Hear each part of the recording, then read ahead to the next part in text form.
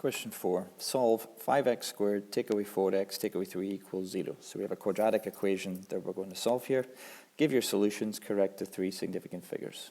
Now, if you're ever asked to solve a quadratic equation and they're asking you to round your answers, that means that they are not nice solutions. You're not going to get solutions that are whole numbers or fractions. You're going to get irrational numbers. You're going to get surds. You're going to get a long decimal in your calculator that will go on for a while.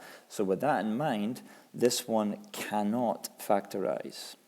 So if you're trying to factorize this to get it into double brackets, it will not work. If you have some mention of rounding, when you're solving a quadratic equation, you're not going to be able to factorize this. So your two options are 1, completing the square. You don't want to do that. 2, quadratic formula. You are given the quadratic formula in your formula sheet. And this, by the way, will work to solve any quadratic equation. So if you're not feeling too hot with your factorizing on the day, you can, of course, use this to solve that, even if it went into double brackets factorizing nicely. So our A is the term that's with 5x squared, so that's 5.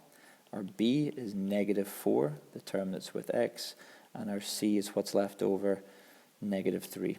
We've got to show us substituting this into the formula above. Be very careful, this is where folk will drop marks the most. It's a negative B, and B was negative already, so we end up with a minus 4. If you just wrote 4, that's also fine, as long as you're aware of what's going on here that makes that a positive 4. You then have plus or minus in a bracket. You would then write in the rest. So b squared minus 4ac all over 2 times a. Okay? When you do that, you are going to type down to your calculator first of all with a plus. And when you do that, your x value is going to become 1.27177 and change.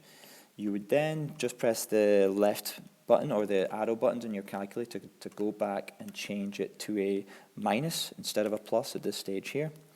And you will get the value minus 0.47177 and so on and so forth.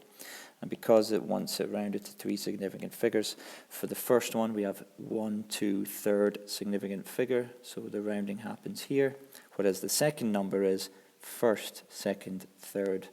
So our rounding occurs here, because remember, any 0 at the start of a number we don't count as being significant.